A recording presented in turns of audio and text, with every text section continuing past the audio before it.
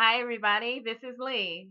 And I'm talking about the Project Veritas video that's been getting a lot of notice online in YouTube world. um, there is a group of people that call themselves Project Veritas. They have a YouTube channel and they've gone undercover inside the Hillary Clinton campaign just to see what they would see. And they joined up with a street team coordinating with the Hillary Clinton campaign, supposedly through a third party. So there's uh, deniability. That way, Hillary Clinton can say, "Well, it wasn't me. It wasn't me. It was them." So there's deniability, although they're coordinating through a third party with the Hillary Clinton campaign.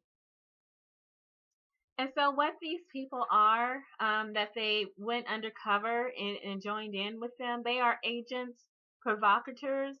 They deliberately cause chaos and violence and set off mob scenes. They're catalysts for violence and gathering. So, if there's a group or a gathering of people for a peaceful demonstration or a gathering, these agents go in and deliberately stir up violence among them to discredit that gathering. And so I'm sure, we've seen many examples over the years, but specifically, Project Veritas showed videos of these violent protests occurring at Donald Trump rallies. If you recall, this past spring during the primaries and throughout the summer, there were Trump rallies where violence broke out. And Project Veritas has revealed video showing that violence was deliberately caused by people coordinating through a third party with the Hillary Clinton campaign. There were two men named in particular, Stovall and Creamer, who have since stepped down from their positions since this video came out where they admit and implicate each other in being provocateurs of violence and mob scenes at Trump rallies. And the fact that they stepped down rather than dispute or initiate lawsuits or try to discredit the slander. Um, the fact that they stepped down kind of gives someone possible conclusions that it was true, that they were agents sent out to deliberately cause violent encounters at Trump rallies on behalf of the Hillary Clinton campaign.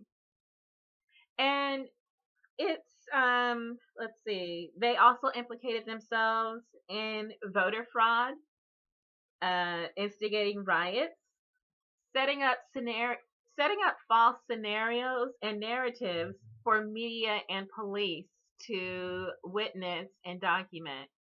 And so during these riots that they caused, these incidences of violence that these provocateurs caused at the Trump rallies,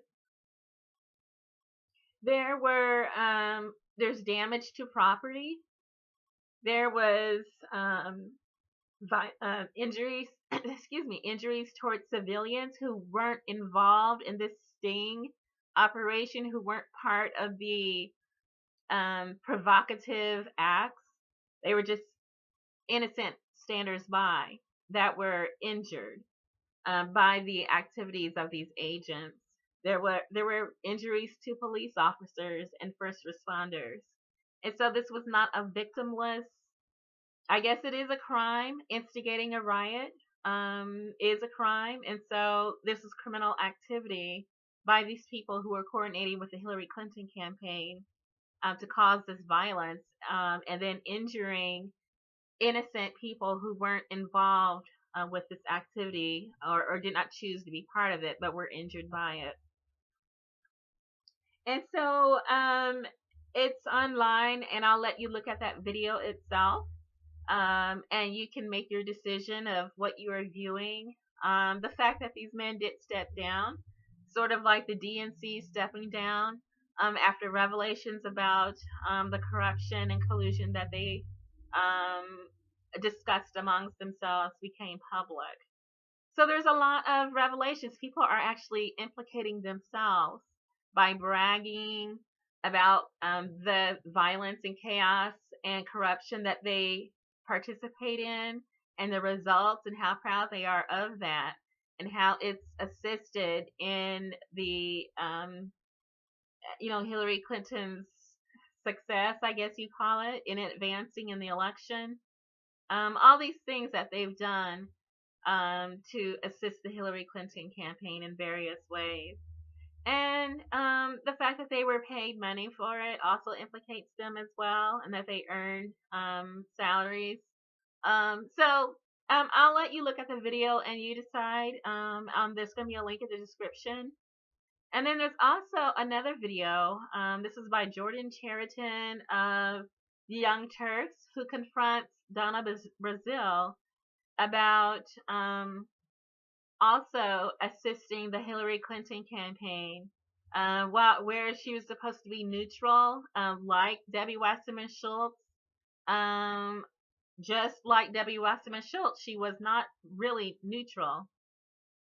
She was assisting the Hillary Clinton campaign over the Bernie Sanders campaign, feeding Donna Brazile in her capacity as, in her double role as commentator for CNN. She had access to inside information at CNN that she passed along to the Hillary Clinton campaign. She fed that campaign town hall questions specifically on the death penalty, almost word for word, and gave Hillary Clinton that advantage of the question in advance that Bernie Sanders was not given. And so you see all this, and you kind of get the understanding that there was one particular party of the top four that has played dirty pool the entire primary season, and then now this election season. The dirty tricks against Jill Stein and the Green Party, keeping them off the ballot in Nevada, collusion with the media, collusion against Donald Trump, provoking violence at his rallies, and thereby smearing his supporters as violent, and then smearing Bernie Sanders supporters as violent in Nevada as well.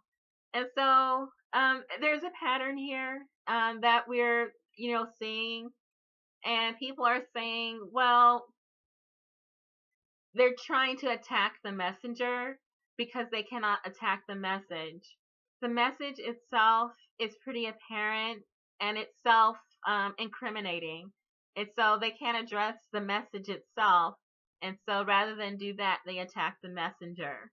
And so Donna Brazile really was flummoxed. She couldn't come up with a defense or an explanation, and she tried to attack Jordan Chariton as being a Donald Trump type sexist, and saying that he is trying to attack her as a woman. And Jordan Chariton braved through all that smearing and redirection and pivoting that Donna Brazile tried to do. And she even did the Russia pivot. She did the you're a sexist pivot. All kinds of excuses that she tried to come up with, but it does not look good for her. She pretty much implicated herself. She could not come up with a defense or a real answer to the questions that Jordan Chariton was asking her about playing dirty pool and giving Hillary Clinton an advantage over Bernie Sanders. And so it's all being revealed from every which direction. Guccifer, WikiLeaks, Project Veritas, Jordan Chariton, our own eyes. We're seeing a lot of things. And who are we going to believe? Our own eyes, or what's coming out of Hillary Clinton's lying mouth? So you can support Hillary Clinton if you really feel that she is the best for the future of our nation and the youth of our nation.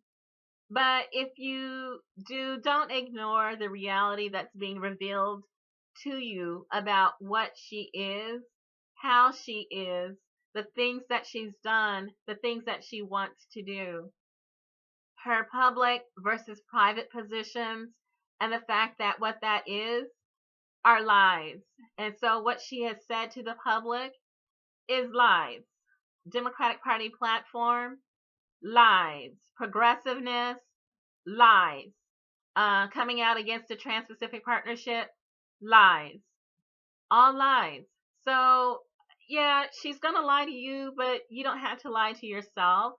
Understand and know for a fact of what you are voting for if you are voting for that, if you are voting for her. There are other options. You do not have to vote for that if that's not what you want. If you do not want to send your children into a war with Russia, then don't vote for that. Why would you vote for someone who wants to send our youth into a war with Russia that Russia doesn't even want this war? The only one who wants this war is Hillary Clinton. So, just really think it over before you cast that vote. If you still have your ballot, think it over, wait a little bit, see what else comes out, and just really think long and hard about what kind of world you want your children to inherit. Look at the facts that are being revealed, look at the videos, listen to what people are saying themselves about the activities that they participated in, and trust and believe your own ears and your own eyes about what's happening. Good luck.